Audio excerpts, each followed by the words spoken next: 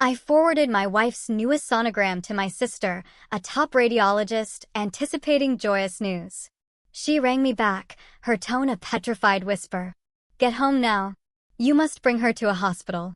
Another one. "What? Is the baby safe? Don't tell your wife of our talk." "You're frightening me," I yelled. "Listen to me closely." The horrifying reality left me completely speechless. Can you imagine waking up one day, thinking your life is absolutely perfect, only to discover your wife is actively plotting your murder? And it all started with one blurry ultrasound image. My entire world, everything I thought I knew, shattered in a single, gut-wrenching moment. I was Harvey Walters, 34 years old, and honestly, life was phenomenal. My cybersecurity firm was booming, I had a beautiful home, and my wife, Bethany, my wife of 3 years, was supposedly pregnant. 8 weeks along. We were over the moon. Or so I thought. Bethany was in the kitchen, humming, when she called out, "Harvey, you should send that ultrasound to your sister. She'd love to see it." My sister, Lee, was a top radiologist. If anyone could appreciate the miracle of that grainy image, it was her. I remember typing out the message, "Guess who's going to be an aunt?" 8 weeks along. Beth and I are over the moon. Little did I know, that innocent text was about to unravel everything. Bethany and I met at a tech conference. She was a pharmaceutical sales rep, charming, vivacious, with auburn hair and eyes that sparkled. Our courtship was a whirlwind. 6 months, then I proposed on a Maui beach. My business, Walters Security Solutions, had really taken off, securing huge contracts. Life was good. Perfect, even. Bethany walked in, still in her yoga pants. "Did you send it?" she asked. I closed my laptop. She's gonna flip. She's been bugging us about kids for years. Bethany smiled, but something didn't quite reach her eyes. "Your sister can be a bit intense," she said. I'd noticed the tension between them, a coolness from Lee that wasn't like her. But Lee practically raised me after our mom died when I was 14. That bond was unbreakable. Suddenly, Bethany's phone buzzed. She glanced at it, silenced it almost instantly. "I need to run to the pharmacy," she blurted. "Prenatal vitamins." I offered to go, but she insisted. "No, I need a few other things. Woman stuff." She grabbed her purse, her keys, and was out the door in a flash. It struck me as odd, how quickly she moved when her phone buzzed. But I pushed it aside. She'd been stressed. Pregnancy hormones, right? 2 hours later, my phone rang. It was Lee. "Hey sis, I'm guessing you saw," I started, but her voice cut me off. It was barely a whisper, tight with an emotion I couldn't place. Fear. "Harvey, where are you right now?" "Home? Working." My heart pounded. "What's wrong? Is Bethany there?" "No, she went to the pharmacy." "Lee, you're scaring me." "Is something wrong with the baby?" A long, agonizing pause. I could almost picture her in her office, her analytical mind working. "Get home now," she finally said. "You need to take her to a hospital. A different one." My blood went cold. "What? Is the baby okay?" Lee's voice dropped, urgent, commanding. "Do not tell your wife you spoke to me. Do you hear me? This is crucial. You're scaring me," I shouted, standing so fast my chair rolled backward. "Listen to me carefully," Lee insisted. "That ultrasound you sent me. I need you to tell me exactly where Bethany had it done. What facility? What doctor? Everything." My mind raced. "Dr. Morrison's office. Monique Morrison. She's an OB/GYN on Elm Street." "Lee, please." "I know Morrison," Lee said. "We attended a conference last year." "Harvey, I need you to trust me without asking questions right now. Can you do that? You're my sister." "Of course." "Get the original ultrasound image, not a photograph. The actual printout. Look at the bottom right corner. There should be a facility identifier code, a date stamp, and a patient ID number. Text me those numbers. Don't call. Text." "Why?" I demanded, my voice trembling. "Because that image has been edited. Harvey, professionally edited." And I think she paused, and I swear I could hear her taking a shaky breath. "I think we need to verify some things before I say anything else. Please, just do this for me." The ground shifted beneath me. Edited? What did she mean? The metadata is wrong, she explained. The image resolution is inconsistent. Harvey, I've been doing this for 12 years. I've seen thousands of ultrasounds. This one has been digitally manipulated. Her voice cracked. Please just get me those numbers. If I'm wrong, I'll apologize and we'll laugh about how paranoid I am. But if I'm right, if you're right, then your wife isn't pregnant, and we need to find out why she wants you to think she is. The line went dead. I stood there, phone in hand, as the perfect life I'd built began to crumble. My hands shook as I climbed the stairs. Bethany kept important documents in her nightstand. I'd never had a reason to look before. Trust. That was the foundation of our marriage, right? Or so I thought. The ultrasound printout was tucked into a folder labeled Baby. My cybersecurity training kicked in. I examined it, my heart pounding. Standard thermal paper, 8-week fetus. I photographed the bottom corner, MHC 2891, date last Tuesday, patient ID BW447823. I texted it to Lee, then sat on the edge of the bed, staring. What had she seen? My phone buzzed. Lee, give me 20 minutes. Don't confront her yet. I'm calling in a favor.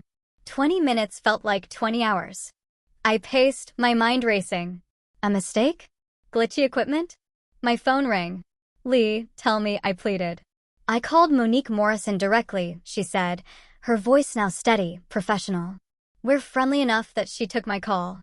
Harvey, she has no patient named Bethany Walters in her system. She never has. The room tilted. I sat down hard. That patient ID number, Lee continued, it belongs to a woman named Jennifer Velasquez, who had an ultrasound at Morrison's office 3 months ago. Jennifer is 26 weeks pregnant now. I couldn't breathe. The facility code is real. The date stamp has been changed. Bethany somehow got access to another patient's ultrasound and altered the date. How is that even possible? I whispered. She works in pharmaceutical sales, Lee explained. She has access to medical offices, knows the systems, knows how to talk to staff. It wouldn't be hard to photograph an ultrasound during a sales call, especially if she befriended a nurse or a receptionist. Lee's voice softened. Harvey, I'm so sorry, but there's more. More? I called 2 other OB/GYN offices within 10 miles of your house. Asked if they had a Bethany Walters as a patient. None of them do. I can't call every office in the state, but... She trailed off. Have you actually seen her take a pregnancy test? Have you been to any appointments with her? I thought back. The positive test? She showed me the stick, 2 pink lines, crying with joy. But I'd been in my office when she took it. And the appointments? Always alone. Morning appointments are easier, she'd said. You're always busy. I'd just believed her. No, I admitted. I haven't been to any appointments. She always had reasons why I shouldn't come. Has she been showing symptoms? Morning sickness? Fatigue? I thought about it. Tired, yes. Complained of nausea, but never actually got sick. Just said she felt sick. Jesus, I whispered. There's something else you need to know, Lee said, her tone changing again. When I was asking around. Being discreet, I mentioned I was trying to locate a patient. One of the nurses at the 3rd office I called recognized Bethy's name immediately. Why? Because Bethany came in 4 months ago asking about tubal ligation. She wanted to make sure she couldn't get pregnant. The words hit me like a physical blow. I stood up, needing to move, needing to do something with the rage building in my chest. Why would she do this? I roared. Why fake a pregnancy? I don't know, Lee said, but Harvey, you need to be smart about this. Don't confront her yet. We need to figure out what her endgame is. I'll hire a private investigator. No, Lee cut me off. You're a cybersecurity expert. You find digital dirt for a living. Use your skills. Check her phone records, her email, her bank accounts. Find out what she's planning before she knows you're onto her. I nodded, though she couldn't see me. My shock was crystallizing into something colder, harder. I'd built a career on finding hidden threats. It was time to turn those skills on my own wife. One more thing, Lee added. Be careful. People who orchestrate deceptions this elaborate usually have a bigger plan, and they usually don't work alone. After hanging up, I locked myself in my office. I pulled up my remote access software, the same tools I used for client security audits. I'd set up our home network, admin access to every device, including Bethany's phone. 10 minutes. That's all it took to clone her data. Text messages, call logs, emails, photos. Everything. What I found in her messages made my blood run cold. Hundreds of texts to a number saved as D. They went back 8 months, just after our second anniversary. Intimate. Sexual. Planning meetups while I was away. But it was the recent messages that revealed the terrifying truth. D. How much longer do we have to keep this up? Bethany. Just a few more weeks. He'll sign a life insurance increase this month. Has to. D. And if he doesn't? Bethany. Then we move to Plan B. The accident. D. I still think Plan B is risky. Bethany. $2 million isn't risky. It's worth it. Once he's gone, we're set for life. I sat back, my mind racing. She wasn't just faking a pregnancy. She was planning to kill me. I scrolled through more, piecing it together. She'd convinced me to increase my life insurance policy 3 months ago for the baby's future needs. $2 million. It was set to become active in 2 weeks. The accident messages were vague, but chilling. Something about a hiking trip I'd planned. Make it look natural. I opened the photos she'd exchanged with D. My stomach churned. The man was Dean Mann. I knew him. He was a personal trainer at Bethany's gym. Younger than me, muscular, with the kind of cocky grin that made me want to punch him. More digging revealed financial records. A separate bank account Bethany had opened, small deposits, nothing to flag, but adding up. She'd been skimming from our joint account for months. Lee was right. I needed to be smart. Going to the police now?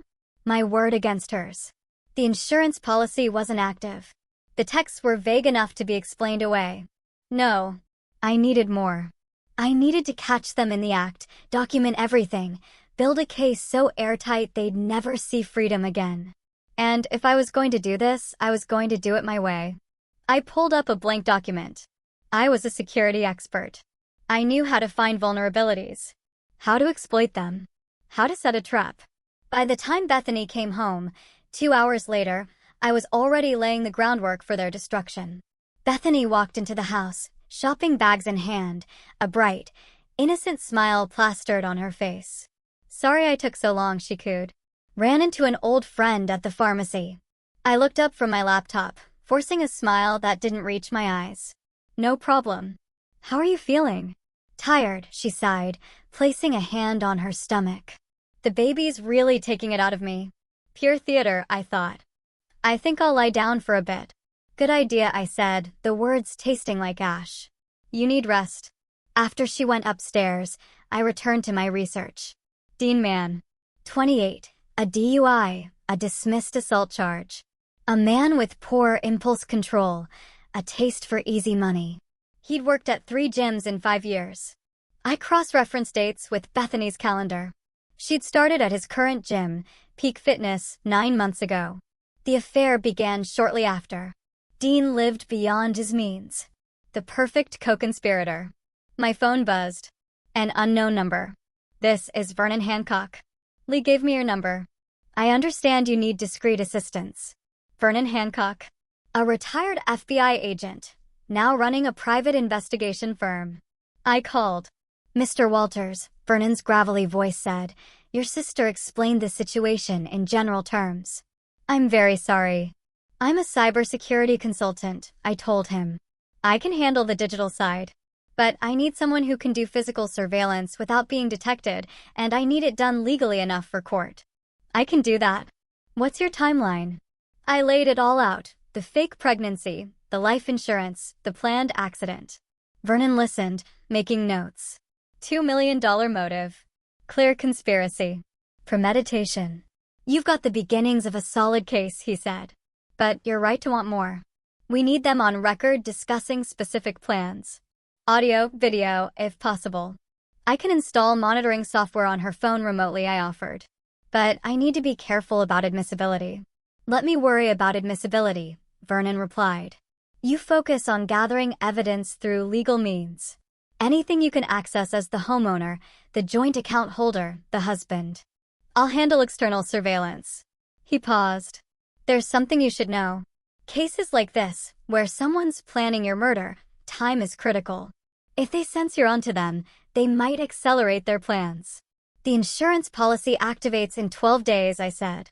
I don't think they'll move before then unless they get spooked. Be careful, Mr. Walters. Play the loving husband. Don't give them any reason to suspect, you know. After hanging up, I spent an hour setting up monitoring protocols, a keylogger on Bethany's laptop, alerts for keywords, a secure server for evidence. Then I looked for the pattern behind the pattern. Bethany wasn't smart enough to plan this alone.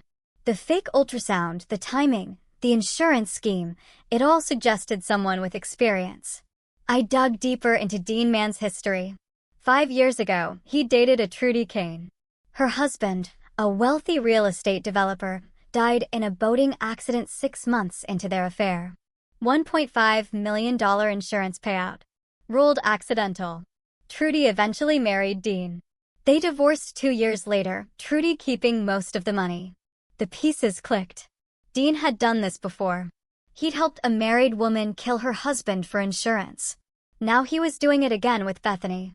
But this time, I wasn't going to end up at the bottom of a lake. I called Vernon. I need you to look into a woman named Trudy Kane in Phoenix. I think our friend Dean has done this before. On it, Vernon replied. In the meantime, I'll start surveillance tomorrow. I've got a female operative who can join Peak Fitness. Get close to Dean. See what he says when he thinks no one important is listening. Perfect. And Vernon. I want to know every detail of their plan. Not so I can avoid it. My voice hardened. So I can turn it against them. That night, I lay next to Bethany, listening to her breathe. She was curled against me, playing the devoted wife. I thought about our wedding vows. Had any of it been real? My phone buzzed.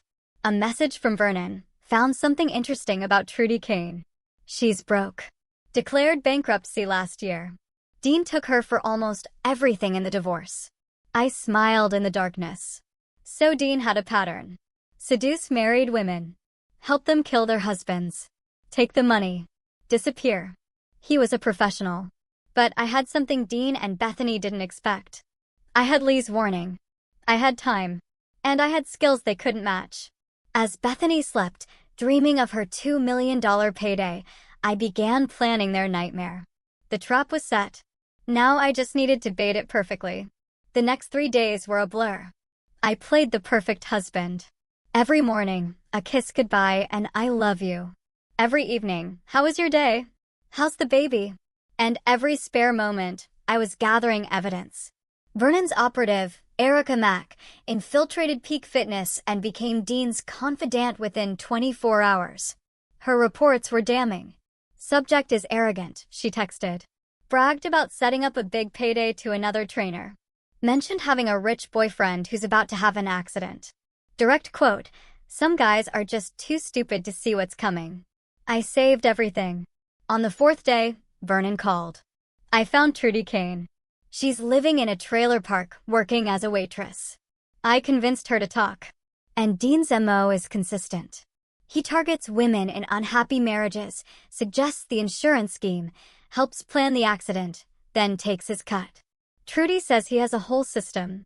He's done this at least 3 times that she knows of. Not all ended in death, but 2 did. My stomach clenched. He's killed before. Trudy couldn't prove it, and neither could I. The accidents were clean. 1 drowning, 1 hiking fall. Both ruled accidental.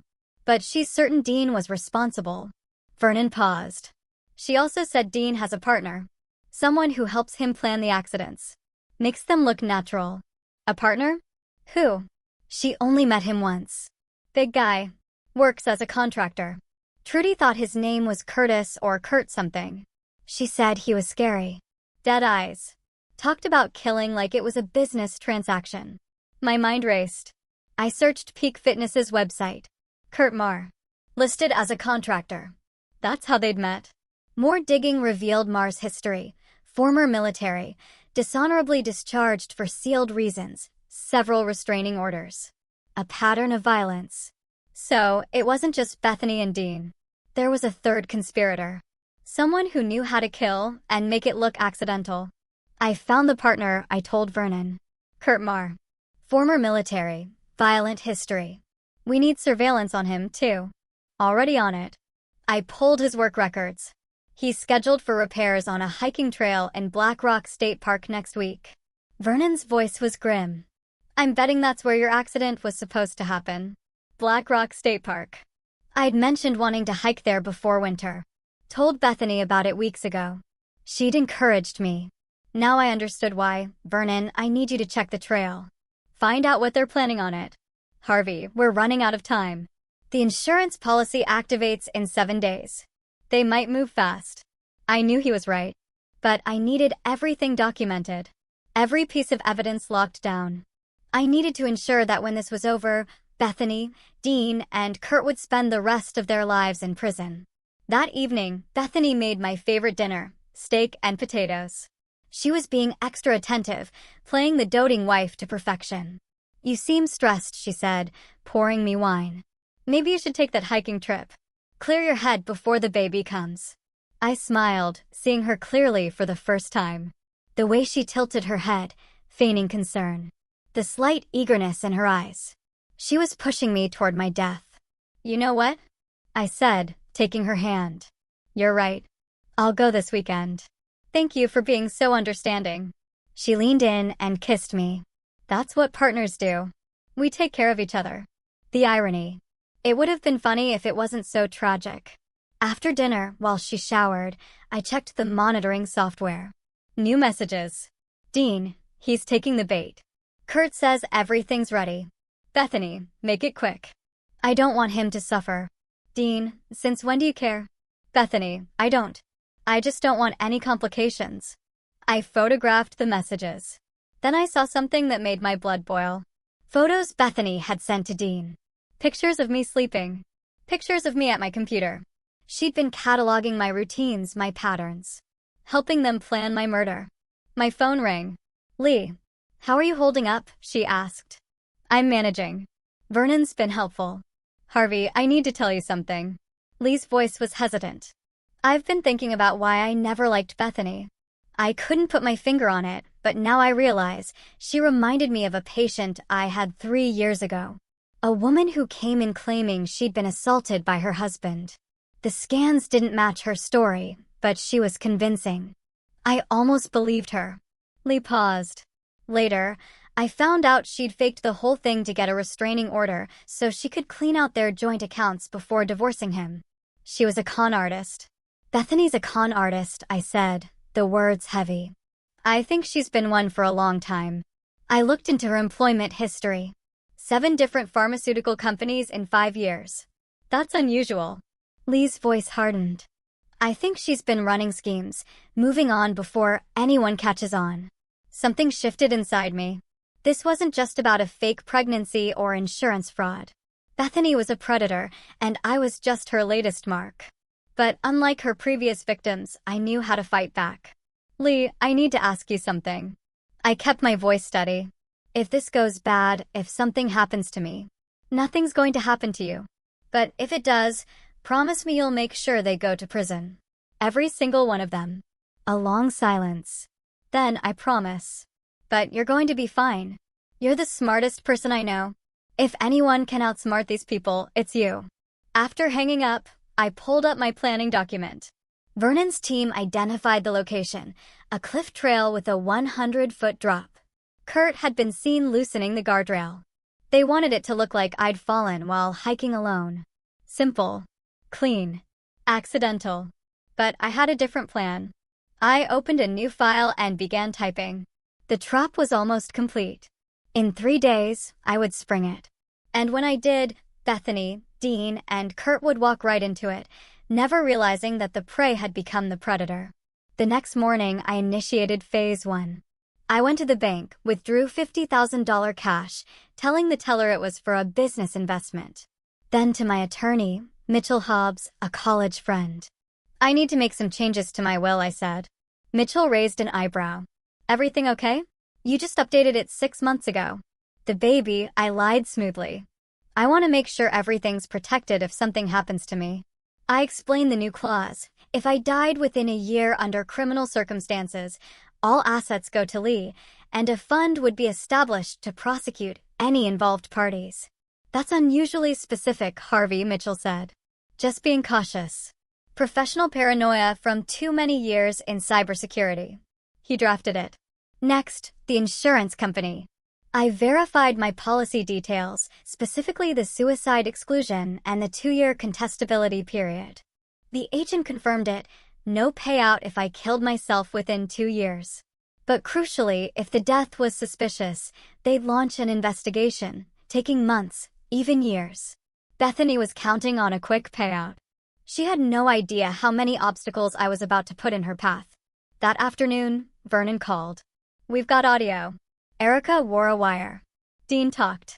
He described the whole plan to her, thinking she was interested. The hiking trail, the loose railing, how Kurt would be nearby to make sure you fell. He even mentioned the insurance money and how he and Bethany were going to split it. Vernon sounded triumphant. We've got him. And by extension, all of them.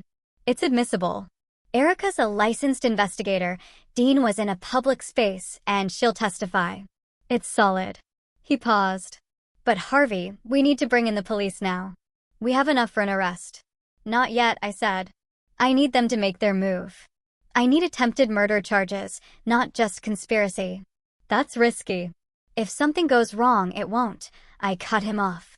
Trust me. I've spent my career thinking like hackers, anticipating attacks. This is just another security breach, and I know exactly how to patch it. That evening, I set my next move. Over dinner, I told Bethany I'd been to the bank. I withdrew some cash for the hiking trip, I said casually. You know, emergency money in case something happens. Her eyes flicked up, interested. $50,000 for a hiking trip? She asked, feigning surprise.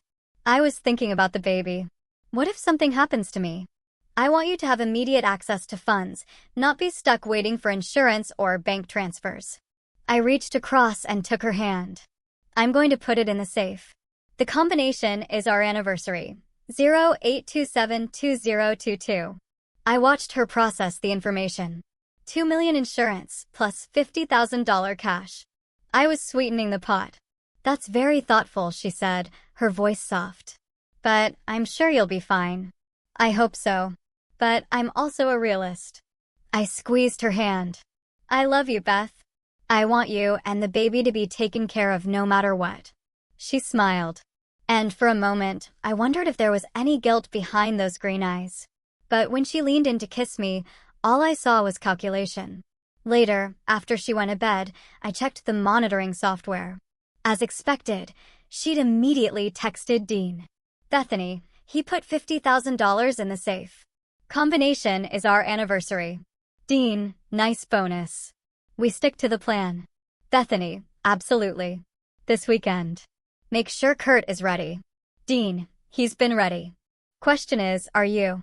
Bethany, I've been ready since I said I do. This has always been the plan. I stared at that last message for a long time. This has always been the plan. She'd married me, intending to kill me. 3 years, a complete lie. I should have felt devastated. Instead, I felt focused. The next day, I met Vernon in a parking garage. Here's how it's going to work, I said, unrolling a map of Black Rock State Park. I'm going to hike to the cliff trail Saturday morning. You'll have teams positioned here, here, and here. I pointed to spots. When Kurt makes his move, you document everything, then intervene before anyone actually gets hurt. Vernon studied the map. You're using yourself as bait. I'm using myself as proof. There's a difference. My smile was cold. Bethany and Dean think they're running a con. They have no idea I've been running one on them. What about after? How do you want to handle the arrests? Simultaneous. Kurt at the park. Bethany and Dean together somewhere they'll both be. I want them to see it coming at the last second, to realize they've been played. Vernon nodded slowly. In all my years, I've never seen someone turn the tables quite like you're planning. I told you, I'm a cybersecurity expert. I find vulnerabilities and exploit them. Bethany and Dean's vulnerability is their arrogance. They think I'm stupid. They're about to learn how wrong they are. Friday evening, I made my final preparations. I loaded my hiking gear, kissed Bethany goodbye. Be careful out there, she said, hugging me. I love you. I love you, too, I replied, the words automatic, empty. That night, I barely slept. I reviewed every piece of evidence, every detail of the plan. Vernon's teams were in position. The police briefed. Tomorrow, the trap would spring. Saturday morning came with a blood-red sunrise. I dressed in my hiking gear, moving quietly. Bethany stirred. Be safe, she murmured. Always am, I replied. I drove to Black Rock State Park. Vernon and his team were already there. 3 surveillance points, hidden cameras, 2 undercover officers posing as hikers. I parked at 7:03 a.m. I texted Bethany, here. Weather's perfect. Love you. Her reply came instantly, love you too. Enjoy your hike. The trail wound through pine forests, then climbed toward the cliffs. I moved at a steady pace, my mind surprisingly clear. Every 50 yards, I marked my position with my phone's GPS. Vernon's voice came through my hidden earpiece. Subject 1 is on site. Kurt Marr has parked. He's carrying what looks like tools. Copy that, I whispered. I reached the cliff section where Kurt had loosened the railing. It looked intact, but a hard lean would send someone tumbling. I stopped, pretending to admire the view. In my peripheral vision, I saw movement in the trees. Kurt. Waiting. We see him, Vernon's voice crackled. He's watching you. Wait for him to make contact. I pulled out my water bottle, taking my time. I needed Kurt to commit, to do something that would be captured on camera, that would constitute attempted murder. Footsteps behind me. I turned. Kurt emerged, dressed in contractor gear, carrying a toolbox. Morning, he said, his voice friendly. Doing some trail maintenance. You might want to avoid the railing up ahead. It's a bit unstable. Thanks for the warning. Appreciate it. No problem. Hey, you dropped something back there. Kurt pointed down the trail. I turned to look, and in that moment, he rushed forward. Strong hands grabbed my shoulders, shoving me toward the weakened railing. But I was ready. Years of martial arts training. A hobby Bethany never knew about. I dropped my center of gravity, twisted, and used Kurt's momentum against him. He stumbled off balance. I stepped aside. Kurt crashed into the railing. The wood splintered with a sharp crack. For a terrifying second, he teetered on the edge, arms windmilling. I could have let him fall. Part of me wanted to. Instead, I grabbed his jacket and hauled him back from the edge. Got you, I said, coldly. Vernon's team burst from the trees, weapons drawn. Freeze. Hands where I can see them. Kurt's face went white. What the hell? You're under arrest for attempted murder, Vernon said, snapping handcuffs on him. You have the right to remain silent. I stepped back, pulling out my phone. I called Lee. It's done. Phase 1 complete. Are you okay? She asked, frantic. I'm fine. Better than fine. I looked at Kurt, being led away in cuffs. 1 down, 2 to go. Meanwhile, across town, Bethany met Dean at a cafe they'd used for their secret meetings. She was nervous, checking her phone. Relax, Dean said, sipping coffee. Kurt knows what he's doing.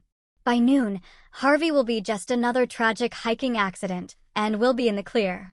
I can't help it. I keep thinking something will go wrong. Nothing's going wrong. We've planned this perfectly. Dean reached across the table. In a few hours, you're going to be a grieving widow.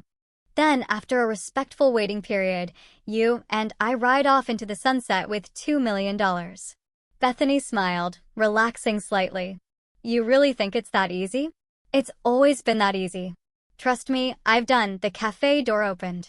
Detective Eric Torres walked in, followed by 3 uniformed officers. Dean saw them first. His face went pale. We need to leave now, he hissed. But it was too late. Detective Torres approached their table. Badge out. Bethany Walters. Dean Mann. You're both under arrest for conspiracy to commit murder. Bethany's coffee cup slipped from her hand, shattering on the floor. What? No. There must be some mistake. No mistake, ma'am. We've been listening to your conversations for the past week. We have text messages, recorded conversations, and as of 30 minutes ago, we have attempted murder on camera. Torres nodded to the officers. You have the right to remain silent.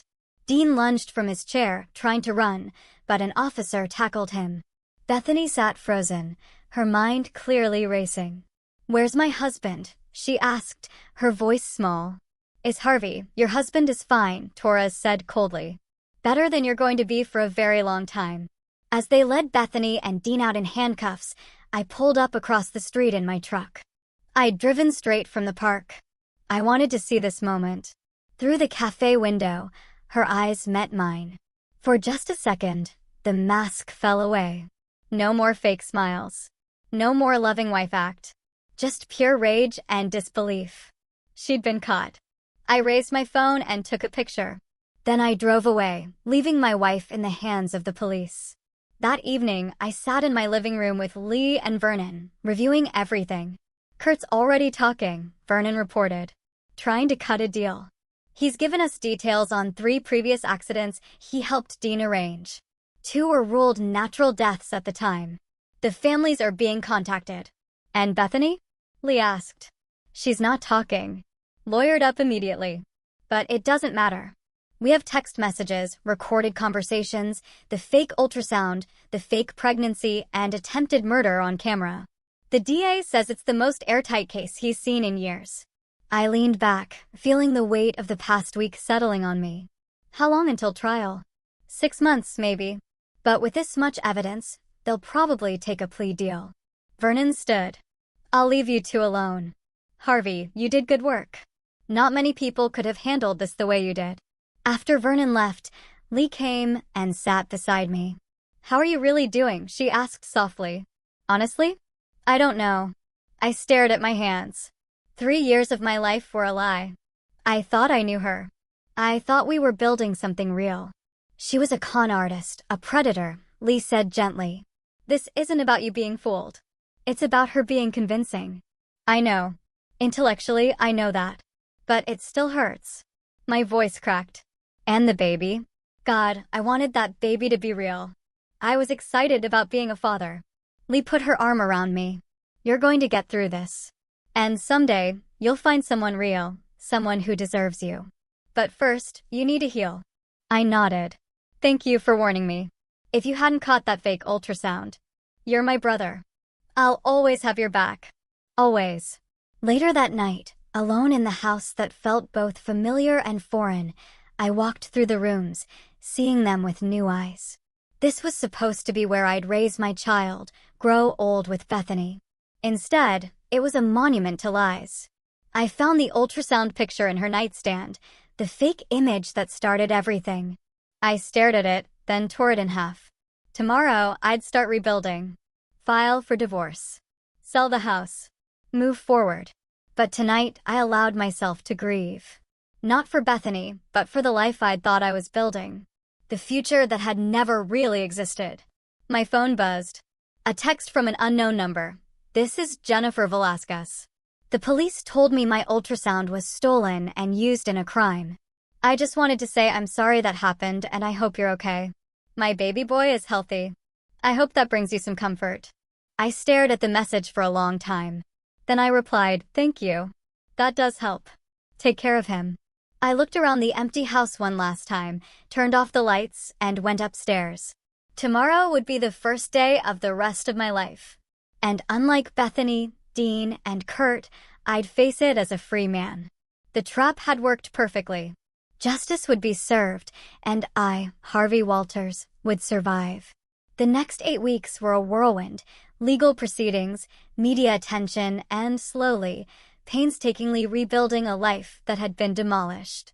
I threw myself into work, taking on new high-profile clients who'd heard my story and wanted someone who understood deception at a fundamental level. The trial date was set for early December. Lori Casey, the sharp DA, called me weekly. "Dean Mann is trying to flip on Bethany," she told me once. "Says it was all her idea, that she manipulated him. Is that going to work?" I asked. "Not with the evidence we have. The texts show it was collaborative. Besides, we found evidence Dean did this with at least 2 other women. The Phoenix police are reopening cases now. They're all going down, Harvey. All 3 of them. But I wanted more than prison sentences. I wanted them to understand what they'd tried to take from me." Vernon arranged a meeting with Kurt Marr's attorney. Kurt had accepted a plea deal, 20 years in exchange for testimony. I stood in the prison visiting room, separated by bulletproof glass. Kurt looked smaller now, diminished in his orange jumpsuit. Why? I asked him. We'd never even met. Why did you try to kill me? Kurt stared at me. Money. That's all. Dean offered me 50 grand. I've done it before. It's just business. Just business, I repeated, incredulous. You were going to murder me, destroy my family, traumatize everyone who cared about me for $50,000? He leaned forward. You don't understand. When you've done it as many times as I have, it stops being about people. It's just a job. I'm sorry for what it's worth. It's worth nothing, I said coldly. You're going to spend 20 years in a cage. I hope every single day feels like an eternity. I left without looking back. Dean Mann refused to meet me, but his lawyer made it clear Dean was terrified. The evidence was overwhelming. 2 previous girlfriends came forward with stories of him suggesting insurance schemes. One had even recorded him talking about how easy it was to fake accidents. He's looking at life without parole, Lori told me. Murder for hire, conspiracy, pattern of criminal behavior. The judge is going to throw the book at him. But it was Bethany I needed to confront. I waited until the week before trial. I sent word through Lori that I wanted a meeting. Her attorney initially refused, but Bethany herself agreed. We met in a conference room at the county jail. Bethany wore an orange jumpsuit, her auburn hair pulled back. No makeup. She looked years older. Hello, Harvey, she said. Bethany, I kept my voice neutral. We sat across from each other, her attorney beside her, silence stretching. I wanted to see you face to face, I began. I wanted to understand. Was any of it real? The wedding, the marriage, anything. She looked at me, then sighed. Do you really want the truth? Yes. No. None of it was real. She leaned back. I saw you at that conference. Saw the expensive watch. The confident way you talked about your business. I did my research. Successful company, no family except a sister, no children. You were perfect. Perfect for what? For exactly this. You were my retirement plan. Her voice was matter of fact. 2 years of marriage, then the baby angle, then the insurance, then the accident. I've been doing this since I was 23. You would have been my 4th. I felt something cold settle in my chest. 4th? You've done this before. 3 times. 2 succeeded. 1 backed out at the last minute. The successful ones netted me about $4 million total. She shrugged. But I spent it badly. Made poor investments, so I needed another score. That's when I found you. The others, did they die? One did. Hiking accident in Colorado. Very sad. The other was a car crash. Also very sad. She said it without emotion. You were supposed to be number 3. I stood up, unable to sit. How do you live with yourself? Easily. Men like you, successful, smart, but lonely. You're not hard to find. You want to believe you found love, found the one. So you ignore red flags. Ignore your instincts. Bethany's smile was bitter. Your sister saw through me immediately, you know? I could tell. But you didn't listen to her because you wanted the fantasy. So, this is my fault. No, it's just how the world works. Predators and prey. I'm a predator, Harvey. I was born this way. You were prey. She leaned forward. The difference is you turned the tables. You became a predator, too. And you won. I'm not like you, I countered. Aren't you? You set a trap. You manipulated us. You used us exactly like we were trying to use you. Her eyes were hard. The only difference is your trap worked and ours didn't. I stood silent, processing her words. Was she right? Had I become like them? No, I said, finally. The difference is I was protecting myself from people trying to kill me. You were trying to murder an innocent man for money. Don't try to make us equivalent. Believe what you want, Bethany sat back.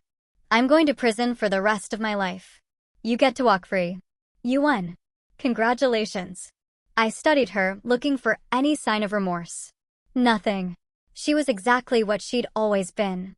I want you to know something, I said quietly. Every day you spend in prison. Every morning you wake up in a cell. Every night you go to sleep on that uncomfortable mattress. I want you to remember that you did this to yourself. You chose this, and you deserved it. I turned to leave. But her voice stopped me. Harvey, for what it's worth, you were one of the good ones. In another life, if I'd been a different person, I might have actually loved you. I looked back at her. But you're not a different person. And you never will be. I walked out, leaving her behind. The trial lasted 3 weeks. The evidence was overwhelming. Text messages, recorded conversations, the fake ultrasound, Erica Mack's testimony, Vernon's surveillance footage, Kurt's confession. Dean Mann's defense tried to argue he was manipulated, but his history destroyed that. Bethany's defense tried to argue it was all fantasy roleplay, but the texts, the fake pregnancy, the insurance, it all pointed to careful, premeditated planning. I testified for 2 days, walking the jury through my investigation. The fake ultrasound was damning. Medical experts confirmed it was altered, and she'd never been pregnant. On December 15th, the jury deliberated for 6 hours. I sat in the courtroom, Lee beside me. The verdicts came one after another. On the charge of conspiracy to commit murder, how do you find the defendant, Bethany Walters? Guilty. On the charge of fraud? Guilty. On the charge of attempted murder? Guilty. Each one another nail in Bethany's coffin. She sat motionless, her face blank. Dean Mann's verdicts were equally damning. At sentencing 3 weeks later, Judge Owen Peterson showed no mercy. Mrs. Walters, he said, you orchestrated a scheme of breathtaking cruelty. You didn't just plot to kill your husband, you made him love you first. You made him trust you, believe he was starting a family with you, all while planning his death. This court finds your actions to be among the most calculating and heartless I've encountered. He sentenced Bethany to life without possibility of parole. Dean Mann received the same, with an additional 20 years. As the bailiffs led them away, Bethany looked at me one last time. No smile, no anger, just emptiness. I felt nothing but relief. That evening, I had dinner with Lee. It's over, she said, raising her wine glass. It's really over. It is, I clinked my glass against hers. Thank you for everything. If you hadn't caught that fake ultrasound, you would have figured it out eventually. You're too smart not to, she smiled. I'm proud of you, little brother. You could have fallen apart. Instead, you fought back. I didn't have a choice. Yes, you did. A lot of people would have just reported it and hoped for the best. You took control. You gathered evidence, built a case, made sure they couldn't escape justice. Lee's eyes were warm. That takes courage. I thought about Bethany's words. You became a predator, too. Maybe she was right, in a way. I'd used my skills, my intelligence, my ability to think like my enemies to trap them. But I'd done it to survive, to ensure justice. That made all the difference. What now? Lee asked. What's next for Harvey Walters? I looked out at the city lights. I'm selling the house. Too many bad memories. I'm thinking about moving to Boston, actually. Be closer to you. I'd like that. And I'm going to keep building my company. Focus on work for a while. Maybe eventually I'll be ready to trust someone again. I smiled faintly. But not for a long time. That's probably wise. Lee squeezed my hand. But when you're ready, you'll know. And you'll be smarter about it. This experience, as terrible as it was, taught you something. What's that? That you're stronger than you thought. That you can face anything and survive.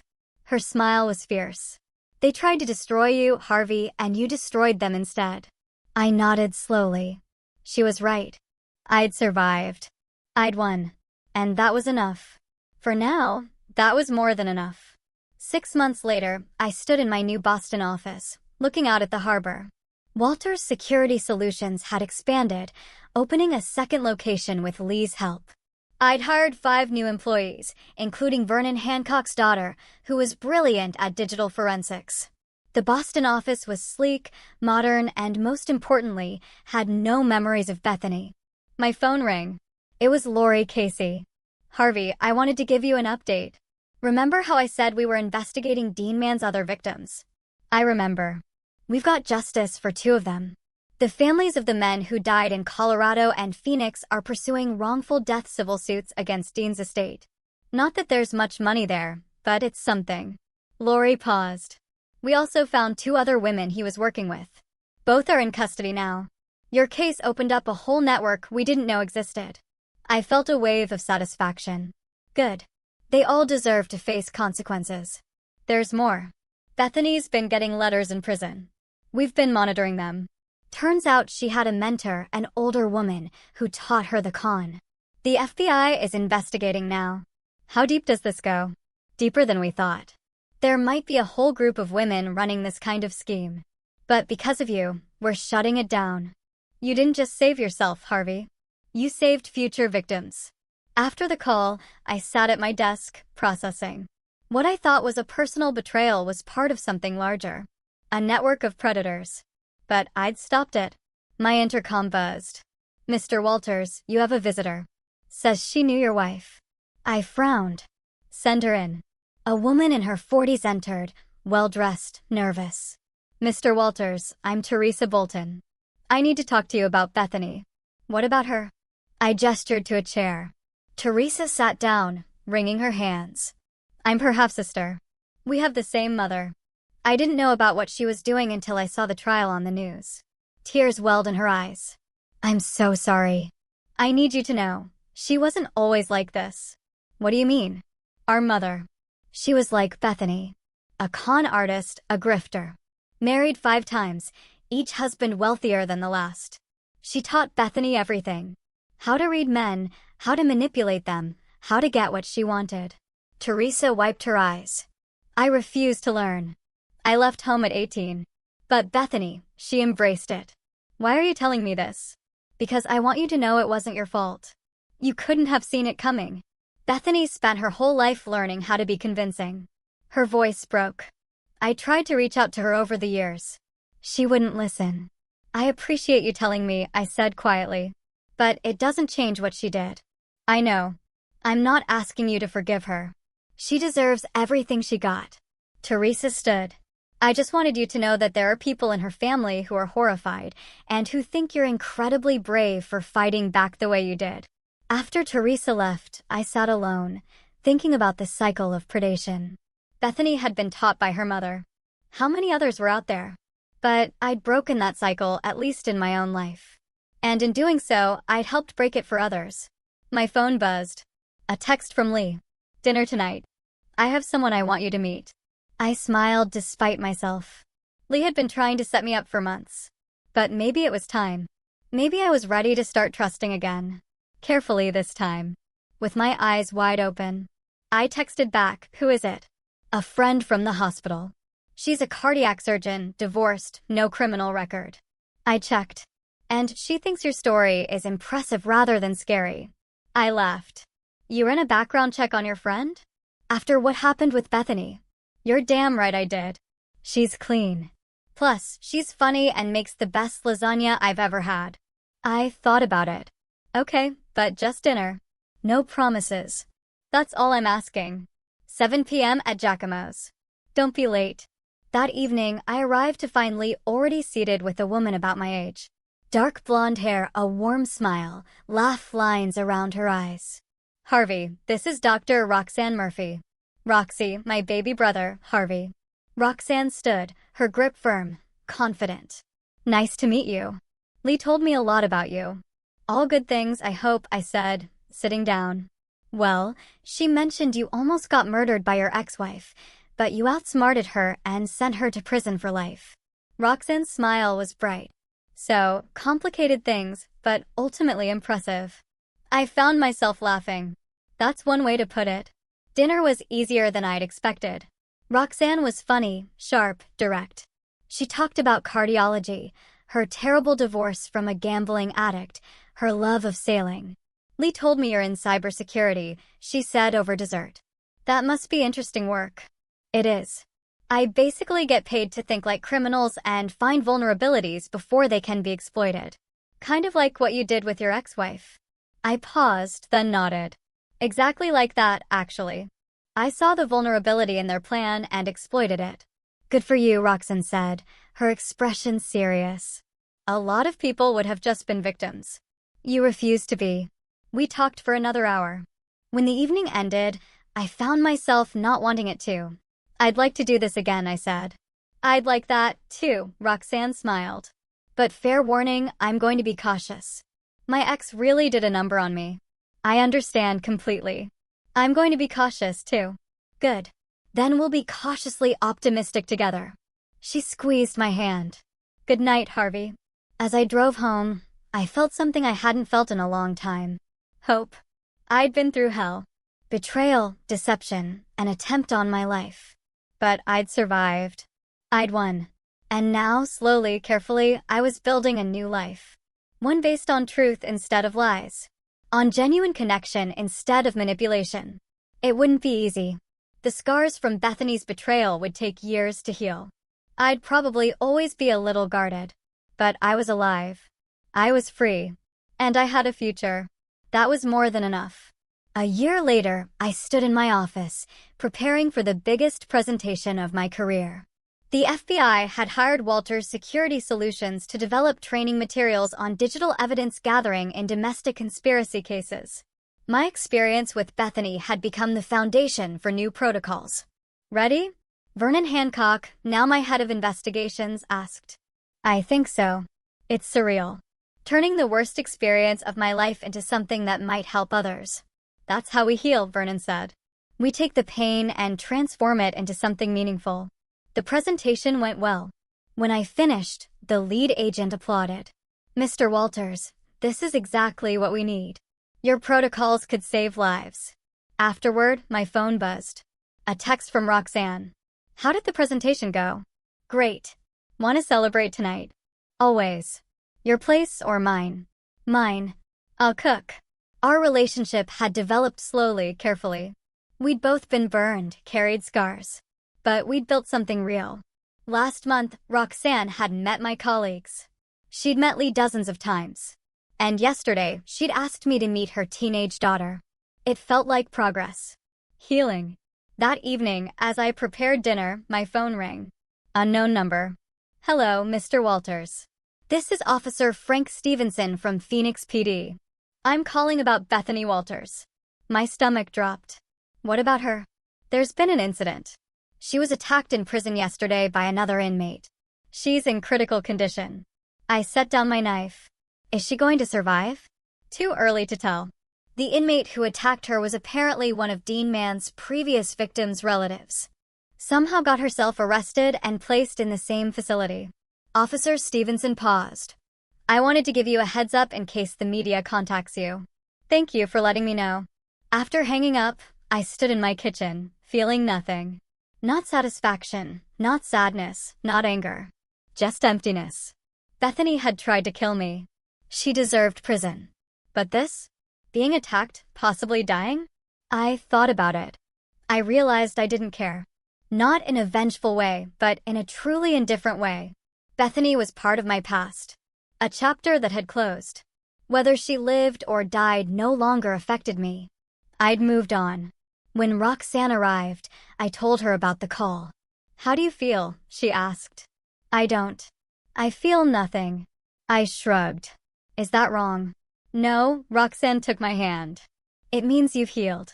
You're not defined by what she did to you anymore. You're defined by what you did next, how you fought back, how you rebuilt, how you turned trauma into triumph. Over dinner, we talked about the future. Roxanne's daughter was applying to colleges. My company was considering expansion. I'm thinking about buying a house, I said. Something with a yard. Maybe room for a dog. That sounds nice. Any particular neighborhood? Something near the harbor. Close enough to the office, but far enough for privacy. I paused. Maybe with enough space for a girlfriend who visits frequently. Roxanne's smile widened. A girlfriend, huh? Anyone in particular?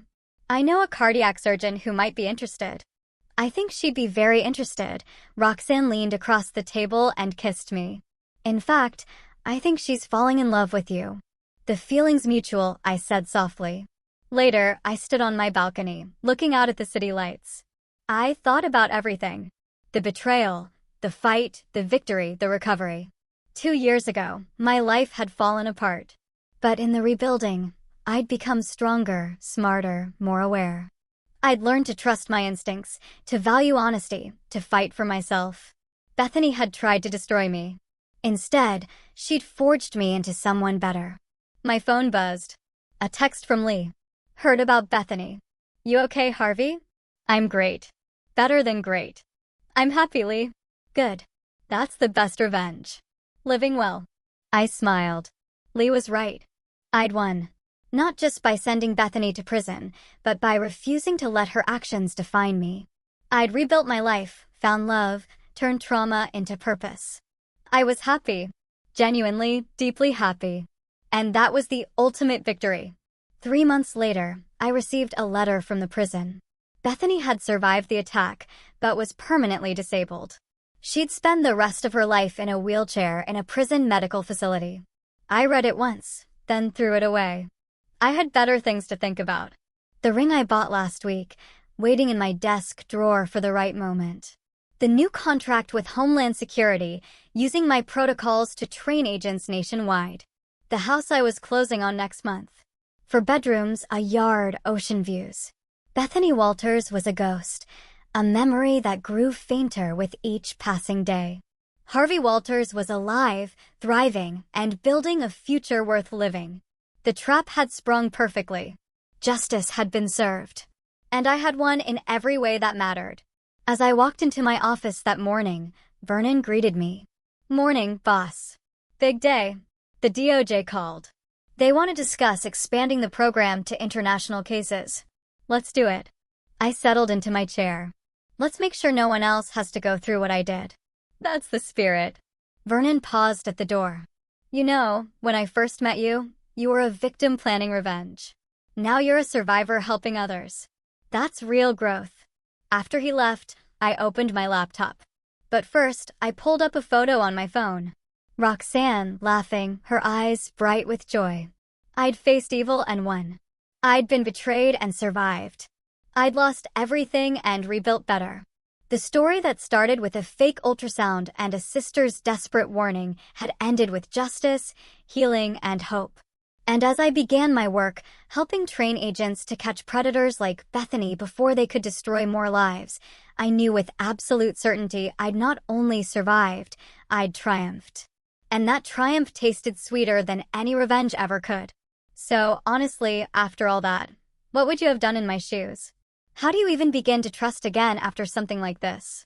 Let me know in the comments below. I really want to hear your thoughts.